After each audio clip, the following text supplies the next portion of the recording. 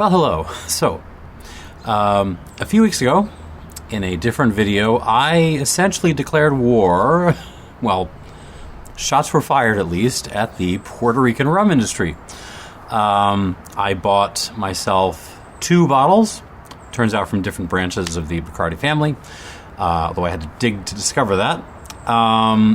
Neither one was particularly acceptable, and I basically just declared the entire industry to be too concentrated, too dependent on subsidies from Uncle Sam.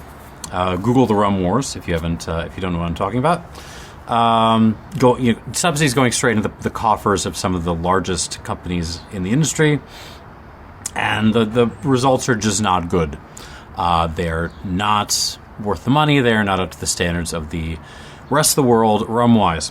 And to the extent that there are exceptions, and I named a couple of exceptions, here in Chicago, it is almost impossible to get them, despite the fact that I live in the same country. Now, one of the exceptions that was named was San Juan Artisan Distillers. I'm going to move my information down here. And their Ron Pepón, which is kind of their flagship brand. And a viewer was kind enough to send me a sample of this. I cannot buy this on Chicago shelves. If you are in the rest of the U.S., you can't either, not unless you have access to Puerto Rican stores. Well, no, that's not entirely true. There is an option to buy a 2-bottle set and have it shipped to you for $180. So,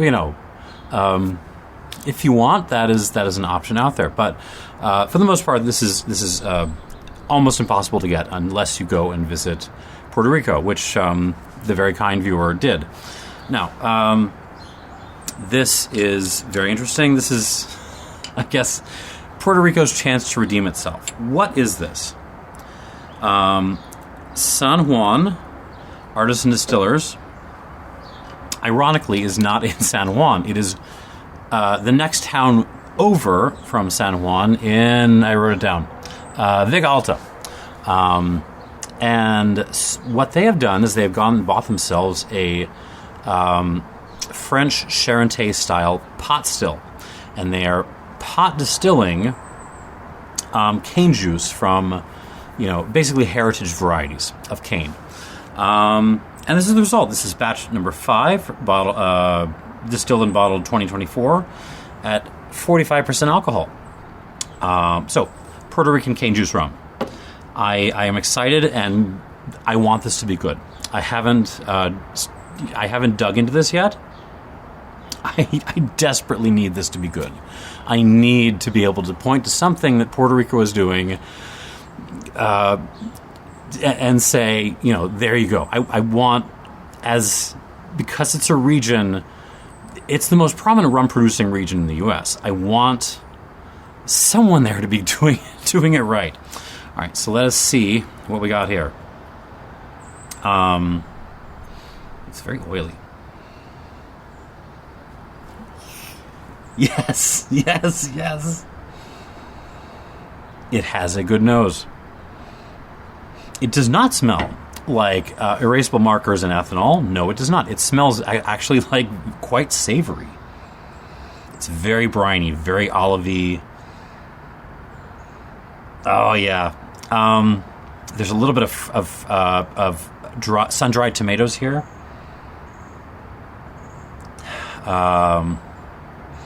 Yeah, like almost a toasted olives and pickled juice kind of thing. Oh, awesome. I like this already. It may still disappoint me on the palate, but on the nose, I am so happy. There's even a little bit of a floral thing. There's some fresh roses happening. And you got your fennel, your basil leaves, your standard cane juicy kinds of stuff.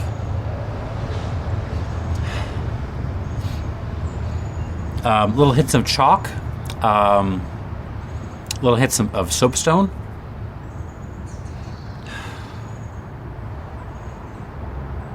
I mean, yeah, it's a very savory leaning cane juice rum. In some ways, the nose reminds me of a Pou Moun-La from the who was it? The Porch Jam folks. There's a little bit of that, but there's also a little bit of like the A1710 from Martinique, like pot still Martinique. My hopes are high. I don't need this to hit it out of the park. I don't need to give this 97 points. Like, I just want this to be good. I need this to be good. Yeah, there is a little bit of... What else is... What is... some kind of fruity note? Almost like pickled kiwi. Something like that. Like pickled fruit. And a little bit of lemon peel. I am hopeful. Hopes are high. On the palate.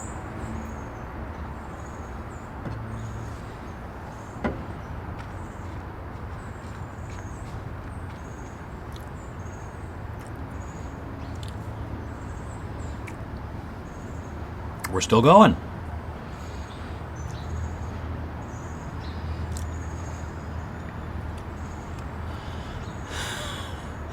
This is a very good cane juice rum from Puerto Rico in the U.S. This. I mean, I have to measure myself. This is not amazeballs. I am not losing my mind over this rum. It is not changing my life. It's just very good. Yeah,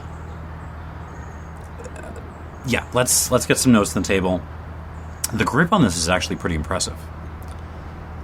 The finish really holds on. It's not just like the rocks and the structural stuff. Like the this is good.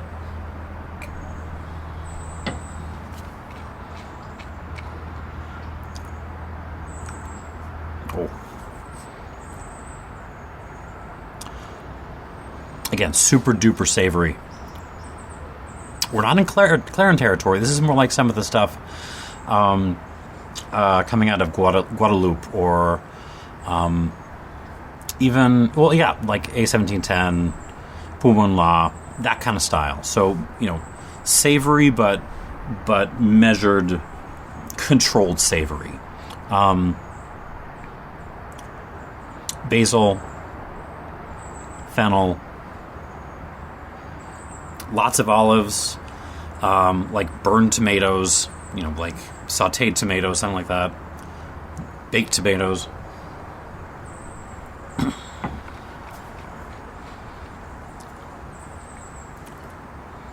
Very briny.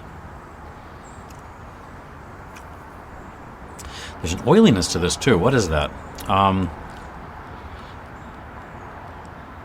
It's not quite olive oil. It's like olive oil that's been cut a little bit with something else.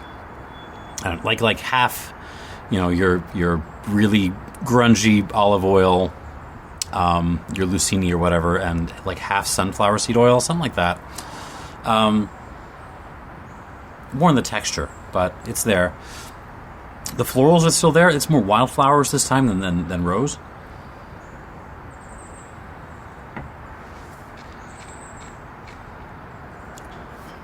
Chalk again, soapstone,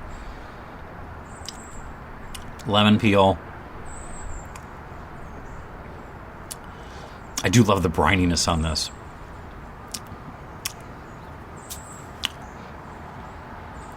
It's putting a big old smile on my face. Again, not the most profound rum I have ever had in my life, but it's delicious, and like it's not going to just go down without a fight against stuff you're going to sort of grab from Guadeloupe or Martinique or Mexico or those the usual suspects. This is a solid rum.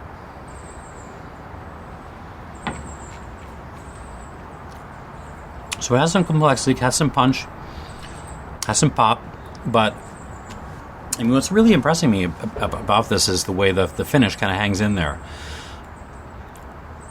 the rocks and the kind of herbal bitterness, that hangs in there, but as well. But you're also getting the florals, the savory stuff. It's not going away. It's just kind of hanging out, having fun in your mouth for a good long time. Mouth length could be a hair bit longer. Texture could be a hair bit more serious, but white pepper. Did I mention white pepper? There's some white pepper on the palate. But this has restored my faith in Puerto Rico. More like this, please. Like more this and the what is the God, I'm losing my mind. More stuff like this, and if you must use the old column still stocks, at least present them well. No sugar, high proof. Do the thing. Do what everyone else is doing, Puerto Rico. But here's a good example of what can be done. I will say, well, let's pop some water into this. I know they make an aged version of this guy, an añejo. I think it's 2 or 3 years old. I haven't tried that. I didn't get a little sample of that. But having tried this, and extrapolating based on my experience, I would guess that the añejo is not going to be as good as this, simply because they're using American oak, and American oak is going to flood a profile like this pretty quick. It'll come back, like the spirit will reassert itself over the course of, I don't know, 4, 5 years, maybe 6. It'll come back and fight back and kind of show what it's got again. But young American oak-aged cane juice rum tends to just present oak juice. I don't know if the San Juan people are listening to this, but if I had this rum in my hands, I would be looking to I'd be looking at sherry casks first off. That would be fun. Other wine casks. Maybe get some like ex-white wine casks, Madeira maybe, or just do French oak. And you're already doing the charentais pot still thing, right? So you go to Martinique or Guadeloupe. They're right next door. Buy up some old casks from there. Give them some reconditioning. Pop your rum in there. I think that would have some good results, but. Again, I'm just extrapolating based on my experience, having never tasted the aged version of this. But okay, we popped some water in, gave it a little bit of a time. I'm just delighted that this is good. This is refreshing. Okay, on the nose.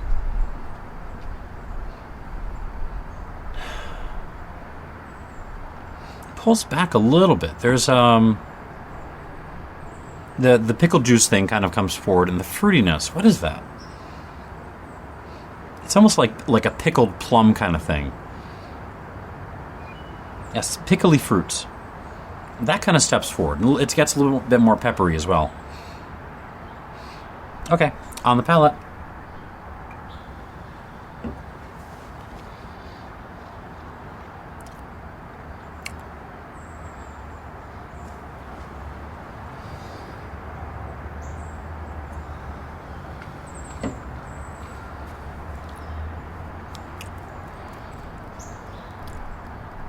No, I was going to say, I like this better without water. But no, especially in the second sip, water actually reinforces the finish and the texture on this. You're losing a little bit of the complexity. Some of those detail notes kind of pull back a bit, but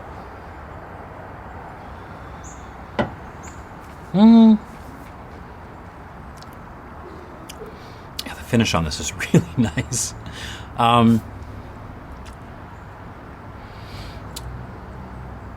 So it shoots and ladders in terms of adding water to this. It's you lose a little bit of detail, a little bit of complexity, but you gain a lot back in terms of mouth presence.